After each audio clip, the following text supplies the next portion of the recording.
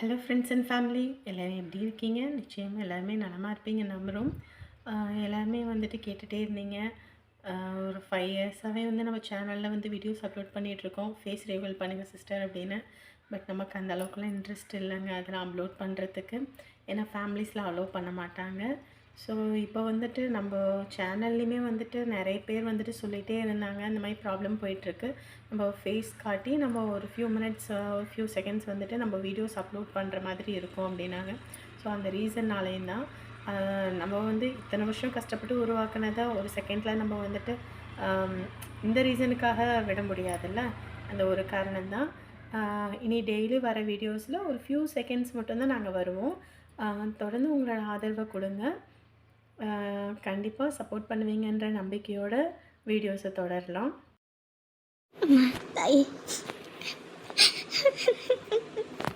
நான் ஒன்றும் தப்பாலாம் எதுவும் நினைக்கலம்மா. என் பிள்ளை நல்லா இருக்கணும்னு தான் அவள் இந்த வீட்டு ஊரை விட்டு போகும்போது இந்த பெத்த வாயாலேயே அவளை சபிச்சு விட்டேம்மா. நான் சபிச்ச மாதிரி அவளுக்கு எதுவும் ஆயிடக்கூடாதும்மா. எனக்கு என்ன பண்ணுறதுன்னே ஒன்றும் தெரியல தாயே. அவளுக்கு எது நல்லது எது கெட்டதுன்னு கூட தெரியாது. சூது பதில்லாதவன், வெளுத்ததெல்லாம் பாலன்னு நினைக்கிறவன்.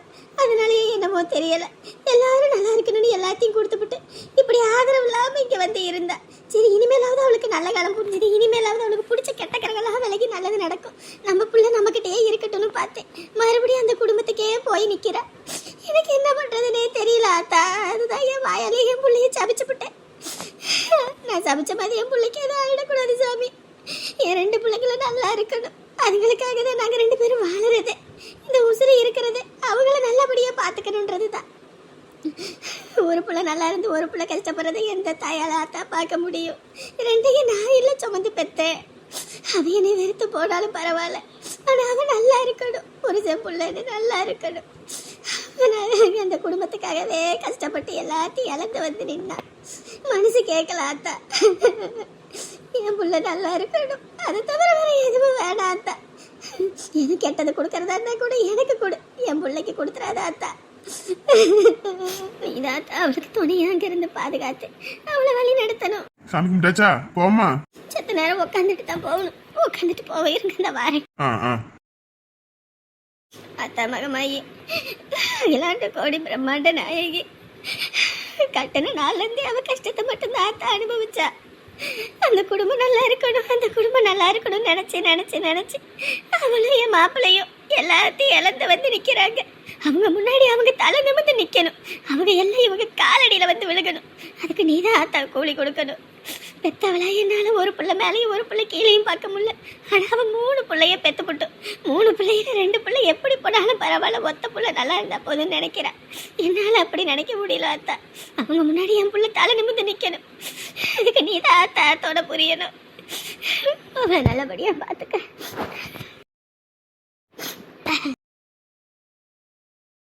ஏன் கோவில்ல வந்து அழக்கூடாது? எதுக்கு அப்படி அழுதுகிட்டு இருக்கவ? சும்மா தான், ஒன்றும் இல்லை. உன் முகத்தை பார்த்தாலே தெரியுது புள்ளைய நினைச்சா. எனக்குன்னு யார் இருக்கா? என் ஆத்தா. அவகிட்ட தானே எதா இருந்தாலும் சொல்லி முறையிட முடியும். இவரு நம்ம புள்ளைய நம்ம மாப்பிள்ள நல்லபடியா பாத்துக்கிறாரு, சரியா? அவர் குடும்பக்காரரா இருந்தா கூட நம்ம வந்து கவலைப்படலாம். ஐயோ என் மாப்பிள்ள குடும்பக்காரன், குடும்பம் நல்லா அமைஞ்சும் இப்படி மாப்பிள்ள சரியில்லைன்னு சொல்லி வருத்தப்பட்டு நிக்கலாம். நம்ம மாப்பிள்ள தங்கமானவர், குடும்பம் சரியில்லாம இருக்கலாம், ஆனா மாப்பிள்ள நம்ம புள்ளைய என்னைக்கும் கைவிட மாட்டாரு. அதுலயும் அந்த அம்மாவும் சாதாரண ஆள் கிடையாது, நல்ல குணம் உள்ளவங்க. ஒன்ன மாதிரியே நம்ம புள்ளைய இதுவே நம்மளா இருந்தா கூட இப்படி ஒரு கஷ்ட நேரத்துல கூட்டிட்டு வருவோமா என்னன்னு தெரியல. அந்த அம்மா என் பிள்ளைய நான் கூட்டிக்கிட்டு போறேன், நீங்க கவலையே படாதீங்க, அவங்களை நல்லபடியா வாழ வச்சு காட்டுறேன் சொல்லி கூட்டிகிட்டு போறாங்க. எனக்கு அதுலயே நம்பிக்கை வந்துருச்சு அவங்க மேல. நீ எதை பத்தியும் கவலைப்படாத, அவங்க 2 பேரும் நல்லா இருப்பாங்க. அதுக்கு தானே நான் வேண்டிக்கிட்டு திரியறேன். அவன் நல்லா இருக்கணும், நல்லா இருப்பா. அதெல்லாம் நம்ம புள்ள மனசுக்கும் மாப்பிள்ள மனசுக்கும் எந்த குறையும் வராது, நல்லா இருப்பாங்க. நீ வருத்தப்படாத, சரியா? ஆத்தாட்ட சொல்லிட்டல, இனி எல்லாம் அவ பாத்துப்பா. மணியாயி போச்சு. என்னடி மாப்பிள்ளை வீடு வாராங்களா என்னன்னு தெரியல. என்னங்க என்ன எதுக்கு இப்படி கத்துறீங்க? சும்மா என்ன நொய்யு நொய்யு நொய்யு நொய்யுன்னு போய் மூலையில உட்கார வேண்டியதானே? கேளுங்க, மாப்பிள்ளை வீட்டுல இருந்து வாராங்க மாப்பிள்ளைன்னு சொன்னீங்க. புள்ளையும் கிளம்பி உட்கார வச்சிருக்கேன். நல்ல நேரமே முடிஞ்சு போச்சு. இதுக்கப்புறம் எங்க மாப்பிள்ளை வர போறாரு? ஆமா, அபசகுடமா பேசு, அப்பதான் நல்லது நடக்கும். அடடடடா, எப்ப பார்த்தாலும் இந்த வீட்ல பஞ்சாயத்துக்கு மட்டும் குறைச்சலே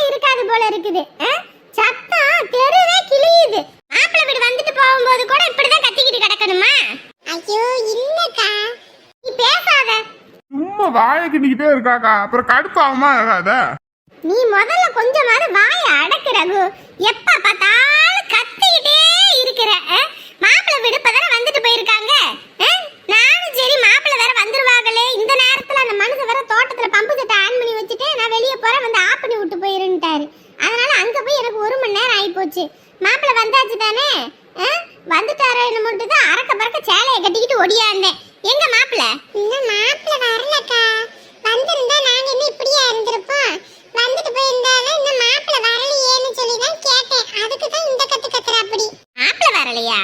என்ன சொல்றீங்க? காலையில 9 மணிக்கே வராங்க அப்படின்னு சொன்னார்ல இவரு. 7 மணிக்கு நானும் புள்ளைய குளிச்சு கிளம்புடின்னு சொல்லி அவளும் கிளம்பி இன்ன வரைக்கும் இருக்கிறா. மணி 12 1 ஆக போகுது. இன்ன வரைக்கும் மாப்பிள்ள வரல. அதுதான் சரி நானும் சொல்றேன், மாப்பிள்ள வரலன்னா அதுக்கு என்னைய பிடிச்சு கத்துறாப்படி. என்ன இது? காலையில வெள்ளனே வாரேன்னு சொன்னா அத்தனை மணிக்கு வரணும். அதை விட்டுட்டு இவ்வளவு நேரம் பண்ணிக்கிட்டு இருந்தா? அவங்க வேலைக்காரவங்க, வேலை 1008 இருக்கும், அதெல்லாம் முடிச்சு போட்டு தானே வருவாங்க. நம்ம இஷ்டத்துக்கு எல்லாம் உடனே நடக்கணும்னா நடக்குமா? அத பொறுமையா சொல்ல வேண்டியதானக்கா. அவங்க அப்பாவுக்கு ஒரு போன் போட்டு கேளுங்கன்னா கேட்க மாட்டேங்கிறாப்படி. சும்மா சும்மா நம்மளும் போன் போட்டு கேட்க முடியுமா? 9 மணிக்கு கேட்டேன் இந்த வந்துருவாருப்பா, நாங்க 10 மணிக்கு கேட்டேன் இந்த வந்துருவா அப்படி, இந்த 11 மணிக்கு கேட்டேன் இந்த வந்துருவா அப்படி, இந்த 12 மணிக்கு சும்மா கேட்டா என்ன நினைப்பாங்க?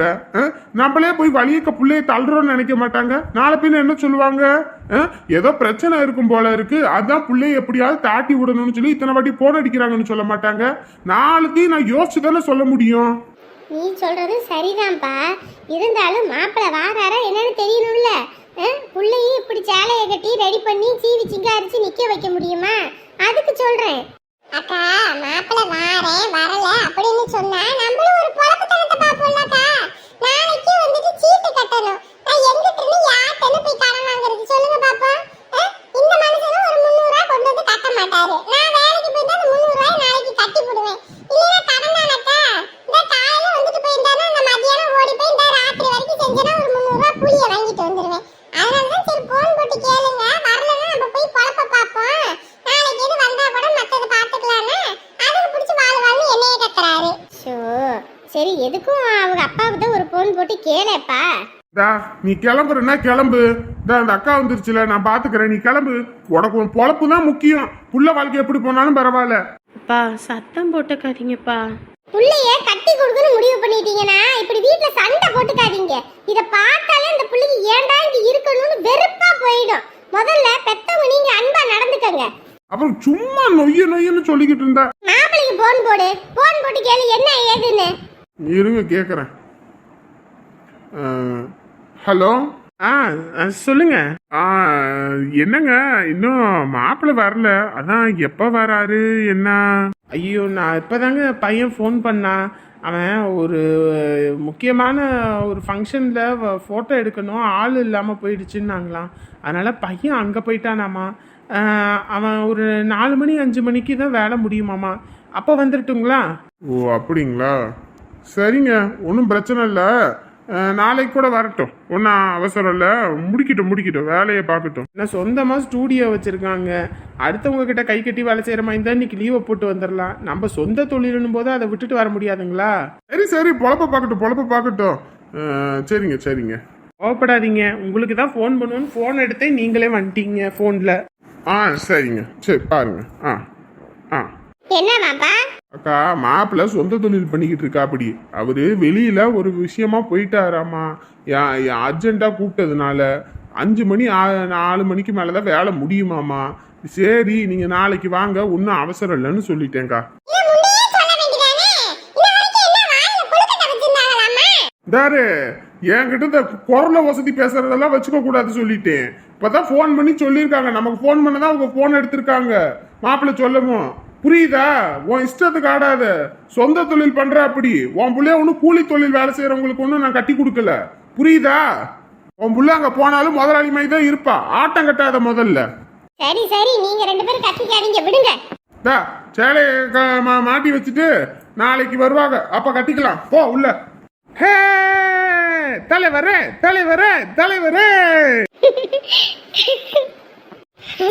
பார்த்து இறக்கி விடுங்க. ஏக்கா ஊருக்குன்னே நம்ம தலைவர் மேலதான் ஒரு சுத்தி ஆரத்தி ஏதாச்சும் ஊத்துக்கா. நீ சொன்ன மாதிரியே கடவுள் நம்மளை கைவிடல, எல்லாரும் நமக்கு தான் ஓட்டு போட்டிருக்காங்க.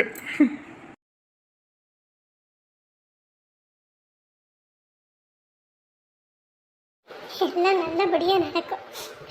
ஏமா தட்டை என்கிட்ட கொடுங்க, நான் போய் ஊத்திட்டு வரேன்.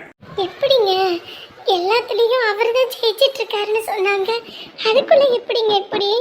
எனக்குமே நம்பிக்கையே இல்லை, நம்ம எல்லாம் ஜெயிக்கவே மாட்டோம் அப்படின்னு தான் நினச்சேன். சரி நமக்கு வச்சது அவ்வளோதான் அப்படின்னு கிளம்புவோம் அப்படின்னு மனசில் நினச்சிக்கிட்டு இருந்தேன். கரெக்டாக அந்த ஐயா வந்து நீங்கள் தான் ஜெயிச்சிருக்கீங்க அப்படின்னு சொல்லிவிட்டு அப்படி எனக்கு உயிரே இல்லை. என்னடா இது கனவா நெசமா ஒன்றுமே புரியல. இங்க பாருங்க, மக்கள் நம்ம மேல நம்பி ஓட்டு போட்டிருக்காங்க, அவங்களுக்கு நம்ம நல்லதை தாங்க செய்யணும், எந்த கெட்டதையும் செய்யக்கூடாது. பாரு நான் ஜெயிச்சதே என்ன உனக்காகவும் எனக்காகுமா? நம்ம ஊருக்காக தான், அவங்களுக்காக தான் நான் இன்னைக்கு நின்று எல்லாமே பண்ணுறது. கண்டிப்பாக நம்ம பார்த்துக்கலாம் விடு, அப்படிலாம் நம்ம மக்களை நான் கைவிட்டுற மாட்டேன். இப்பதாங்க மனசுக்கு நிம்மதியா இருக்கு. அவருக்கு என்னாச்சாமா? அதான் 500 ஓட்டு இதில் இதாகிடுச்சு. ஆனால் எனக்குமே ரொம்ப சங்கட்டமாக போச்சு.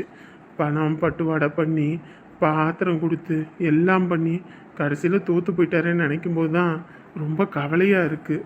என்னதான் இருந்தாலும் கொஞ்சமாவது மனசாட்சியோட நடந்திருக்கணுமா இல்லையா? ஊருப்பட்ட பணம் நம்ம பணம் தான், மக்களோட எல்லா பணத்தையும் சுரண்டி அவர் வீட்டுக்குள்ளே வச்சுக்கிட்டு ஒன்றும் செய்யலை என்கிட்ட இல்லைன்னு நாடகம் ஆடிட்டு கடைசி நேரத்தில் எடுத்து விட்டாரு பார்த்தீங்களா எல்லாத்தையும். அதான் மொத்தமாக முடிஞ்சு போச்சு. அரசு அன்று கொள்வான் தெய்வம் நின்று கொள்ளுன்னு சும்மா அவ சொன்னாங்க. ஊரார் பணத்துக்கு ஆசைப்பட்டா விடுமா கடவுள்? அவங்க வீட்டுக்குன்னு சம்பாரிச்சு ஊருக்கே தானம் பண்ணி முடிச்சாச்சு, அம்பிட்டுத்தேன். அதுவும் இல்லாம இன்னும் 2 மாசத்துல 10 லட்சம் ரூபாய் இடத்த கரையம் பண்ண போறேன்னு சொல்லிக்கிட்டு இருந்தா. அப்படி பணங்காசெல்லாம் ஊருப்பட்டது வச்சிருக்காங்க, அதுக்கெல்லாம் எந்த குறையும் இல்லை. அவங்கள பத்தி பேச்சு நமக்கு எதுக்குங்க, நம்ம ஊர்க்காரவங்க நல்லா இருக்கணும், அதுக்காக தான் எல்லாம் பண்றதே. இங்கே பாருங்க, நீங்கள் எல்லாரும் எனக்கு வாக்கு அளிச்சிருக்கீங்க, உங்களை யாரையும் நான் கைவிட மாட்டேன். உங்களுக்கு என்னென்ன தேவையோ எல்லாம் நான் செய்வேன், கவலைப்படாமல் போயிட்டு வாங்க. தலைவரே உங்களை நம்பி நாங்கள் போட்டிருக்கோம், நீங்களும் அவர் மாதிரி மொத்தத்தையும் சுரண்டி நீங்களே வச்சுக்காம எங்களுக்குன்னு பார்த்து பண்ணுங்க. நாங்களாம் இல்லாதப்பட்டவங்க. நீங்களாம் சொல்லணுமா? எனக்கே புரியும். உங்கள ஒருத்தன் நானு, இப்படிதான் அவரும் உங்கள ஒருத்தனாரு. கடைசியில எங்களெல்லாம் ஒதுக்கிட்டுலாருல. பாருங்க இப்பதானே ஜெயிச்சு வந்திருக்காரு, உடனே திணிக்காதீங்க. வாங்க நம்ம போவோம், அவரு கொஞ்ச நேரம் இருந்துட்டு வரட்டும். சரியா, தோட்டத்துல போயிட்டு எப்படி இருக்கு என்ன எதுன்னு போய் பார்த்துட்டு வா. சரிங்க போயிட்டு என்ன எதுன்னு பார்த்துட்டு வரேன். பிள்ளைய வேற பள்ளிக்கூடத்துல சேர்க்கணும். அதுக்கெல்லாம் நான் ஏற்பாடு பண்றேன். சரியா, அப்படியே போயிட்டு என்ன எதுன்னு பார்த்துட்டு வா. நான் அந்த காட்டுக்கரைக்கு எதுக்குமே போறதில்ல, வீட்லயே இருந்துக்கிறது. இந்த ரோட்டு வேலை இருந்துச்சுன்னா அதை போய் செஞ்சுக்கிட்டு என்ன பார்க்க வைக்க முடியல, நமக்கு வயசாகி போச்சு. நீங்க தான் இனி எல்லாம் பார்க்கணும் வைக்கணும். போய் பார்த்துட்டு வாங்கப்பா, போங்க. சரிங்க. ஏம்மா, அம்மாவுக்கு ஒரு வார்த்தை போன் போட்டு பேசிருமா, அவங்க வருத்தப்பட போறாங்க. போன் பண்ணேம்மா, அம்மா எடுக்க மாட்டேன்ட்டாங்க. அப்புறம் அப்பாவுக்கு தான் ஊருக்கு வந்துட்டோம்ப்பா அப்படின்னு சொல்லி சொன்னேன். சரிம்மா பார்த்து பத்திரமா இருங்க, வேலைக்கெல்லாம் என்ன பண்ண போறாரு தம்பி அப்படின்னாங்க. அதான் இங்கே என்னன்னு பார்த்து பேசி எல்லாம் பண்ணணும்ப்பா அப்படின்னு. சரிம்மா அப்படின்னாரு. ஏக்கா என்ன எல்லாம் உட்காந்தாச்சா? வா ஜானகி, சாப்பிட்டியாம்மா? சாப்பிட்டேக்கா. பிள்ளைங்களெல்லாம் பள்ளிக்கூடத்தில் அனுப்பினோன்னே தான் வீடே மழை பெஞ்சு ஓஞ்ச மாதிரி இருக்கு. 1.5 மாதம் லீவு வீட்டில் இருந்துக்கிட்டு மனுஷனை போட்டு பாடா படுத்தி எடுத்து விட்டாளுங்க. ஒரு வேலை வெட்டி பார்க்க மாட்டாளுங்க, இங்கிட்டு கடந்தது இங்கிட்டு எடுத்து வைக்க மாட்டாளுங்க.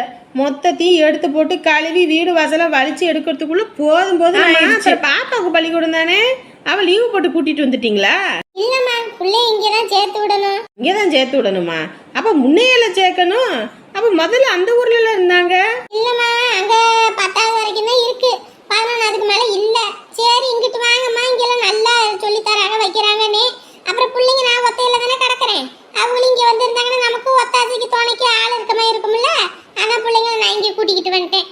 வேலை இங்க ஏதோ ஒரு வேலை, நமக்கு காடு கிடக்குதுல, காடுல ஏதோ ஒரு வெள்ளாமையை பார்த்துக்கிட்டு ஏதோ ஒரு வேலை வெட்டியை பார்க்க வேண்டித்தான். நீங்க வேலைக்கு போறீங்களா வீட்லயா? இன்னைக்கு எனக்கு வேலை தான். இந்த வீட்டில் இருக்கிற குட்டிங்களெல்லாம் பள்ளிக்கூடத்துக்கு கடத்தணுமே, அதனால தான் இன்னைக்கு வீடு வாசலாம் கழுவுன்னு வைக்கணும்ட்டு வீட்டில் இருந்துட்டேன். தார் போடுறதுக்கு தான் நான் போறேன். எங்க வீட்டுக்காரர் வந்துட்டா அப்படியே? இந்தா வந்துட்டா, அப்படி தூங்கிட்டு இருக்காரு. நைட்டு ஷிஃப்ட் இல்ல. சரி சரி, பட்டறைக்கு தான் போறாரா? ஆமா, இங்க என்ன வேலை இருக்குது? பட்டறைக்கு தான் போறாரு. சரி, இப்ப பட்டறைன்னா ஏதோ ஒரு வேலை வெட்டி இருந்தா பார்த்து சொல்லுமா தம்பிக்கு. தறி ஓட்டுவாரா? அதெல்லாம் ஓட்ட தெரியாது, ஆனா பார்த்தா கத்துக்கிடுவா. அப்படி கத்துக்கிட்டா நல்ல வேலை தான். வேணா அவரை வேணா வர சொல்லுங்க, அவர்கிட்ட கேட்குறேன். அங்கிட்டு வந்து ஒரு 2 வாரம் 1 மாசம் நல்லா கத்துக்கிட்டாருன்னா அதுக்கப்புறம் அவரே ஷிஃப்ட் பிடிச்சி ஓட்டிக்குவா. அப்படியே பாப்பாவையும் ஒரு வேலைக்கு சேர்த்துக்கங்கம்மா. தார் போடுறது கூட கூட்டிக்கிட்டு போயிட்டு வாவே. சரி, அப்போ வரட்டும். நாங்கள் என்ன கற்றுக் கொடுக்கவா மாட்டோம். ஈஸியான வேலை தான். ஆனால் கையை மட்டும் அந்த இதுக்குள்ளே விட்டுறாம பார்த்து கோணம் இது பண்ணி போடணும். அதெல்லாம் புள்ள பார்த்தா கத்துக்குவா. அந்த ராட்டையை சுற்றி சுற்றி வரத்துக்குள்ளே ராத்திரியெல்லாம் கால் வலி, கால் குடஞ்சி எடுத்துரும். அதுதான் கொஞ்சம் கஷ்டமே. வீட்டில் வந்து ஒரு வேலை வெட்டி பார்க்க முடியாது. வீட்டுல நான் சும்மா தானே கிடக்குறேன், நான் அதெல்லாம் பாத்துக்குவேன். பிள்ளைங்க 2 பேரும் ஒரு வேலை வெட்டிக்கு சேர்த்து விட்டோம்னா போதும். தம்பி டீ கடையில வேலை செஞ்சவன், அவனுக்கு டீ போடுறதுலாம் நல்லா போடுவான். அதான் இங்கிட்ட எதுவும் டீ கடையில எதுவும் சேர்த்து விடுவோமா என்னன்னு பார்த்தேன். டீ கடையில் 600 ரூபா தானே சம்பளம் கொடுப்பாங்க. அம்புட்டெல்லாம் அதிகமாக கிடைக்காதே. இங்கேயும் அதே அமௌண்ட் தான் வாங்கினா. அப்படி சரி இருங்க, இவரோட சேர்த்து விடுவான். போயிட்டு வரட்டும். தொழிலை கற்றுக்கிட்டாருன்னா பரவாயில்ல. ஷிஃப்ட் முடிச்சு ஓட்டினாருன்னா அதில் நல்ல வருமானம் வந்துடும். ஆமாம்மா, அதை கூட கத்துக்கட்டும். பாப்பாவையும் அப்படியே உங்க புள்ள போறதுலயே சேர்த்து விட்டா பரவாயில்ல. ஆமாம், பெரியவங்களும் ஒன்றா தானே, எல்லாம் ஒரே செட்டு தானே. நாளைக்கு வேணா வாங்க, போய் பிள்ளைய சேர்த்து விட்டு எல்லாம் வந்துடுவான். சரி சரி. என்ன கவர்மெண்ட்லயா காசு கட்டியா? நம்ம வாங்குற கூலிக்கு எங்கிட்ட போய் காசு கட்டி இது பண்ண முடியும்? நான் பிள்ளைகளை அரசாங்கத்தில் தான் சேர்த்து விட்டுருக்கேன். நல்லா சொல்லி தராங்க, அங்கே சேர்த்து விட்டுருவான். இதுக்கெல்லாம் ஒரே செட்டு தானே, போயிட்டு அதுக்கு பாட்டுக்கு வந்துருங்க. ஆமாம்மா, அப்படி கூட பண்ணி விட்டுருவான். சரிங்க, அப்ப அப்படி கூட எதுவும் பண்ணிடுவோம். ஏமா, அத்தை மாமாலாம் வந்துட்டாங்கம்மா. சம்மந்தி, இந்தாங்க உங்களுக்கோசரம் பாயாசம் வச்சு எடுத்துட்டு வந்திருக்கேன். தலைவரே, நீங்க வெளியே நிக்க வேண்டியதானே? ஏன்? ஐயோ, ஊருக்குள்ளே நம்ம தலைவர் மேலதான் இருக்கும். ஆரத்தியை கரைச்சி எல்லா தலையிலும் பொழிச்சு ஊத்திருப்பேன்ல. ஏற்கனவே சாணியை கரைச்சு ஊத்தி தானே வந்திருக்கேன். இதுல ஆரத்தியை வேற கரைச்சு ஊத்தணுமா? தலைவரே, ஊர்க்காரவங்க எல்லாருக்கும் மறுபடியும் நீங்க தான் தலைவர் நினைக்கும் போது அம்மட்டு சந்தோஷம். அதுவும் நான் சொல்லிக்கிட்டே இருந்த பாத்தீங்களா? என் புள்ள ராசிப்படி, என் புள்ள ராசிக்காரி, அவ வீட்டுக்கு வர யோகம் கோடி வந்து கொப்பரைக்குன்னு நான் சொன்னேன் பாத்தீங்களா? இப்ப அதே மாதிரி நீங்க தலைவர் ஆயிட்டீங்க. என்ன ஒரு கூட்டத்தையும் காண வெளியே. நேரத்துக்கு நீங்க வாரீங்கன்னு முன்னையே சொல்லிருந்தீங்கன்னா பட்டாசு வெடிச்சு தட்டை புட்டல எல்லா பக்கமும் செஞ்சிருப்போமே. என்னத்த செஞ்சிருப்ப? ஐயோ, பாயசெல்லாம் காய்ச்சி ஒரு அண்டா நிறைய வச்சிருக்கேன். எல்லாத்துக்கும் எடுத்து ஊத்தி கொடுத்துருப்பேன்ல. என் புள்ள வந்த யோகம் இன்னும் பாருங்க. நீங்க தலைவர் என்ன படி சம்பாரிச்சு மேலும் மேலும் உயர்ந்து வர போறாருன்னு பாருங்க.